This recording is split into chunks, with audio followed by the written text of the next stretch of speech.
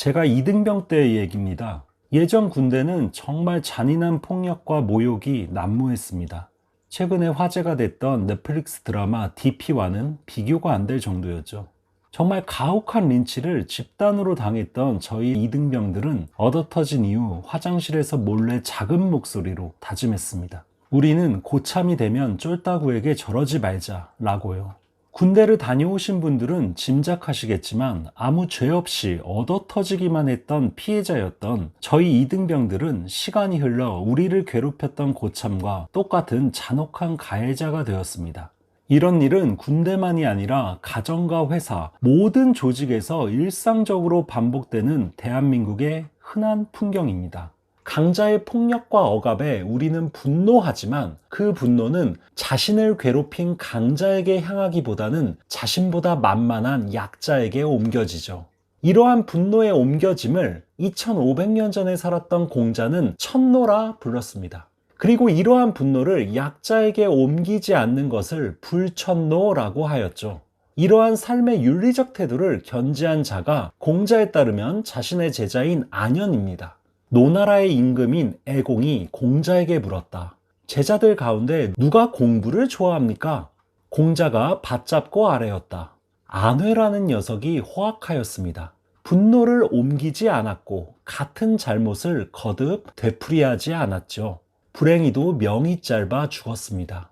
그 이후엔 이제껏 호악한 자가 없었으니 호악하는 자에 관해 저는 듣지 못했습니다. 공자가 생각하기에 공부를 좋아한다는 것은, 다시 말해 호악한다는 것은 책을 많이 읽었다거나 시험용 공부를 잘한다는 것과는 전혀 무관한 일입니다. 오히려 일상에서 강자에게 당한 분노를 약자에게 옮기지 않고 똑같은 잘못을 2번 이상 되풀이하지 않는 윤리적 실천이야말로 공자에게 있어 공부를 좋아하는 호학의 상태입니다. 공부에 대한 현대인의 감각과 매우 다르죠. 여기서 제가 주목하는 부분은 천노라는 개념에 함의된 분노를 옮긴다라는 뜻입니다. 이러한 비윤리적 태도에 대한 성찰은 2500년 전 중국에서만이 아니라 근대 이후의 세계에서도 확인이 가능합니다. 먼저 일본의 사상가 후쿠자와 유키치가 문명론의 계략에서 비판한 평균적인 당시 일본인들의 생활 태도입니다. 예를 들면 여기에 갑을병정 10명이 있는데 을이라는 자가 갑에 대해 비굴한 짓을 해서 견딜 수 없는 치욕이 있는 것 같지만 자신보다 약한 병에게는 의기양양해서 크게 우쭐댈 수 있는 유쾌함이 있다. 때문에 앞에서 겪은 치욕은 나중에 올 유쾌함에 의해 보상받아 그로써 불만족을 평균해서 병은 자신보다 더 약한 정에게 보상을 취하고 정은 자신보다 더 약한 무에게 대신할 것을 찾아 점점 한도가 없어지는 것이 마치 서쪽 이웃에 빌려준 돈을 동쪽 이웃에게 갚으라고 재촉하는 것과 같다. 그 한 덩어리의 억압을 받는 자는 무고한 백성들이다. 정말 지금 시대에 읽어도 전곡을 찌르는 문장이라 생각합니다. 을은 자신보다 강한 갑에게 억압을 당하지만 자신보다 약한 병을 억압함으로써 강자에게 당한 울분을 보상받는다는 말입니다. 이를 일본의 사상가 마루야마 마사오는 억압 이양의 원리라고 호명하였죠. 그리고 19세기 말에 일본이 서구 제국주의에 억압당하여 불평등 조약을 강제당한 것을 자신보다 약한 조선이나 중국을 억압하여 불평등 조약을 강제하고 식민 통치를 하려는 메커니즘과 정확히 동일한 원리임을 간파하였습니다. 약소국은 강대국에게, 피해자는 가해자에게 당한 억압을 자신보다 더 약한 약소국이나 약자에게 이양시킴으로써, 다시 말해 강자에게 당한 분노를 자신보다 더 약한 약자에게 옮김으로써 심리적 보상을 받고자 한다는 말이죠.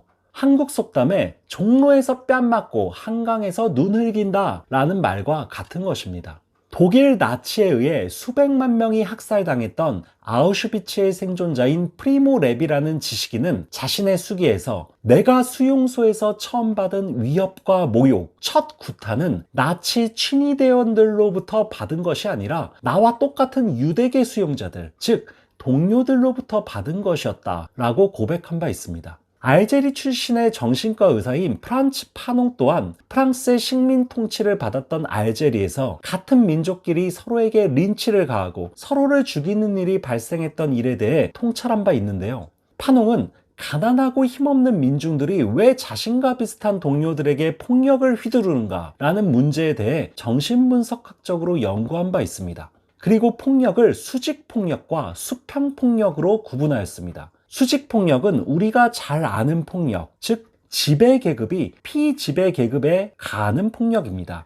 다시 말해 갑이 을에게 가하는 폭력이죠. 반면 수평폭력은 같은 위치에 있는 피지배계급들 사이에서 벌어지는 폭력, 곧 을이 을에게, 을이 병에게 가하는 폭력입니다. 그런데 파농의 분석에 따르면 인간은 수직폭력으로부터 큰 피해를 입을수록 수평폭력의 유혹에 빠진다 합니다. 자신을 공공한 처지로 몰아넣은 것은 지배계급이지만 정작 그 일을 당한 민중들은 자기보다 못하거나 약한 사람을 죽이고 두들겨 패는 방식으로 자신들의 한과 고통을 푼다는 것입니다.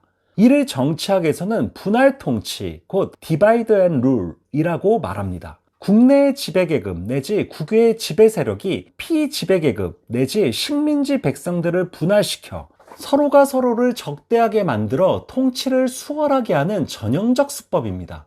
서울과 지방, 대기업과 중소기업, 정규직과 비정규직, 남성과 여성, 고학력과 저학력, 장애인과 비장애인, 기혼과 미혼, 내국인과 외국인을 서로 혐오하게 만듭니다. 비슷비슷한 처지의 사람들 사이에 존재하는 아주 작은 차이를 증폭시켜서 서로를 질시하고 혐오하게 하여 조금 앞선 자에게 우월감과 오만함을 부여하고 조금 뒤처진 자에게 모멸감과 원한 감정을 불러일으키게 합니다. 그래서 을들이 자신과 비슷한 을들과 사회적, 정치적으로, 심리적, 정서적으로 연결되지 못하도록 컨트롤합니다.